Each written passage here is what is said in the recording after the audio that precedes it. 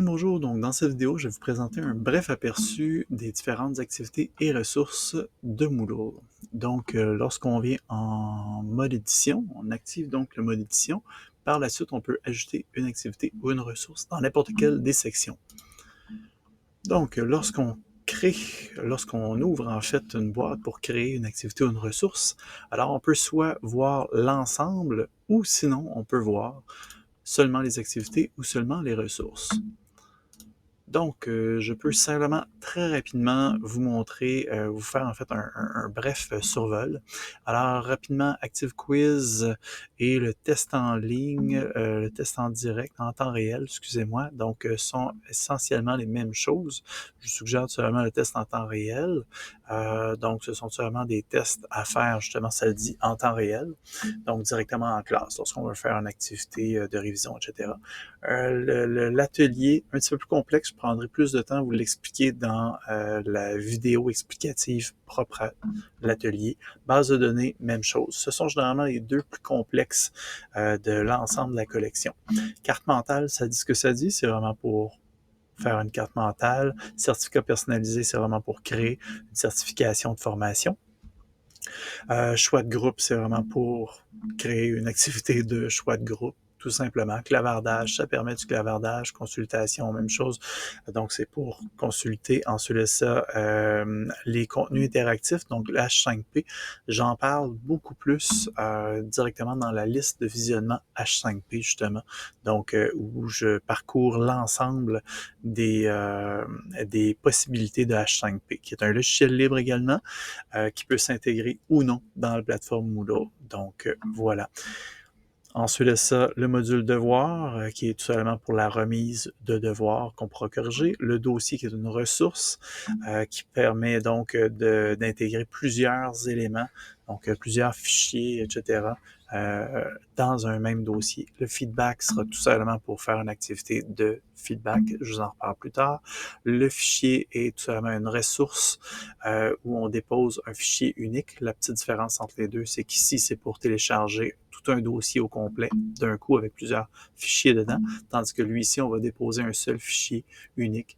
Donc voilà, le forum, c'est pour avoir un forum de discussion. Le glossaire va permettre donc de développer un glossaire soi-même au profit des étudiants et étudiantes ou de demander aux étudiants et étudiantes de bâtir un glossaire ensemble, collectivement ou individuellement. Donc, le H5P, on en a parlé. Le Hot Potato, c'est un autre outil, donc un autre logiciel libre qui, lui, vient de la Victoria's University en Colombie-Britannique. Et donc, ce qui est un autre petit ensemble d'activités ludiques. Donc, ce qu'on appelle la ludification des apprentissages. Même chose pour le H5P. Ici, par contre, ce sont uniquement des activités ludiques, tandis qu'ici, vous avez des créations de ressources, matériel didactique et d'activités également. Ensuite, on tombe dans la section ludification, justement, donc l'image cachée, jeu de mots croisés, jeu de mots mêlés, jeu de bonne pendue, ensuite qui veut gagner, etc. Oups, donc, excusez des millions, excusez, il fallait pas que je clique dessus.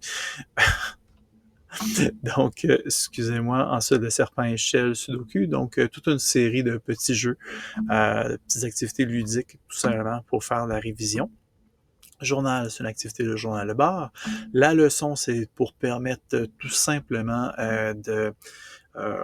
disons, de présenter un contenu de manière un peu schématisée ou un cheminement, donc d'apprentissage, à travers lequel on peut intégrer entre autres des petites questions de révision à travers les apprentissages, avoir de nouveaux apprentissages, etc., pour avoir finalement des questions finales à la fin de ce cheminement-là. Donc, une seule leçon permet donc généralement de voir l'ensemble d'un sous-chapitre, par exemple, mais avec différentes explications, questions, etc. Le livre ne sera pas un beau livre numérique tout cute qui va nous faire croire qu'on est sur une liseuse ou je ne sais trop. C'est vraiment en fait pour regrouper des notes de cours de manière numérique. Le nuage de mots, vous l'aurez compris, c'est pour créer, oui, un nuage de mots. L'outil externe, je toujours, si vous en avez besoin, vous allez le connaître. Sinon, ça ne me donne rien de vous en parler, vous n'aurez pas besoin. Donc, en fait, ça et le pactage Squarm, c'est la même chose, puis le pactage IMS, c'est la même chose. Donc, vous en ferez connaissance le jour où vous en aurez besoin, où je vous dirai, ah, ça, tu as besoin de ça, on va le faire ensemble. Voilà. La page, c'est vraiment pour créer une page de contenu. Donc, c'est comme si vous vouliez créer... en fait, je vous ai montré comment intégrer dans, dans une section du contenu textuel, visuel, mettre en page dans une section. Ben, la page, c'est un petit peu ça, mais encore plus complet, et encore vraiment plus mis en page, ou mieux mis en page. Donc, voilà. Je vous le montre un petit peu plus tard. L'activité podcast, c'est vraiment pour créer des podcasts. Donc, dans une activité, on va avoir différents podcasts. Alors, on pourra en créer un, mais complètement dans le haut pour dire tout au long de la session, vous aurez des podcasts. Exemple concret. Voilà, mais on y revient.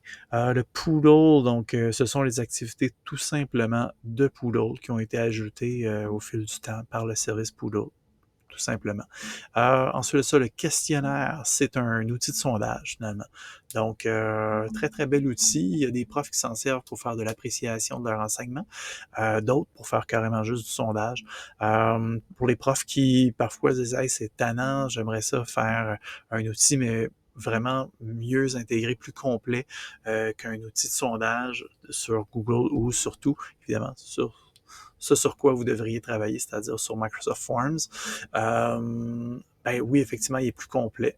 Scientifiquement, méthodologiquement parlant, là, il est plus complet que l'outil de Forms, autant dans Google que Microsoft. L'outil de rendez-vous est vraiment un outil de rendez-vous. Donc, si vous utilisez déjà Moodle, puis que vous avez un besoin que les étudiants prennent rendez-vous avec vous, on va là. La réunion Zoom, vous l'aurez compris, c'est pour prévoir une réunion Zoom. L'outil de sondage, ici, je sais que j'ai dit que le questionnaire était un sondage. L'outil de sondage, en fait, ça sert essentiellement, c'est un outil préconfiguré pour de l'appréciation de l'enseignement, mais très, très, très exhaustif, avec des questions déjà préconfigurées. Bref, je suis pas convaincu. J'ai jamais vraiment été convaincu pour ça. Ensuite de ça, le test est tout simplement l'outil par excellence pour l'examen. Donc, tout ce qui est évaluation, test, c'est ça ici. Le test en temps réel, j'en ai parlé tantôt. Le titre de section permet donc de subdiviser du matériel, donc du texte ici. Alors, on va pouvoir faire des titres de section et donc subdiviser les textes. Ensuite de ça, on se retrouve avec l'URL. Si vous voulez tout simplement déposer un URL. Si c'est un URL YouTube, je peux tout simplement cliquer là-dessus. Et ensuite de ça, donc, en intégrant mon URL YouTube, ça va me faire une visionneuse directement dans mon cours. Et le wiki, c'est pour créer un wiki ou pour inviter nos étudiants et étudiantes à se créer un wiki collectif ou individuel. Voilà, ça fait vraiment le tour de toute la diversité possible de la pédagogie et du matériel didactique que vous pouvez développer sur Moodle. Alors, si vous avez des questions, n'hésitez surtout pas, mais je vous invite évidemment à prendre le temps d'aller voir. Ah oui, c'est vrai, j'allais oublier, excusez-moi. Pour chacune des activités ou ressources, vous avez toujours les petits i, donc qui vous amènent vers l'explication plus complète donc de chacune de ces activités-là. Alors voilà, donc jamais hésiter à cliquer sur les i pour avoir l'information plus complète. Et ensuite de ça, je vous invite aussi à aller visionner des vidéos explicatives que je vais faire pour chacune des ressources et activités. Je vous remercie beaucoup. Bonne fin de journée.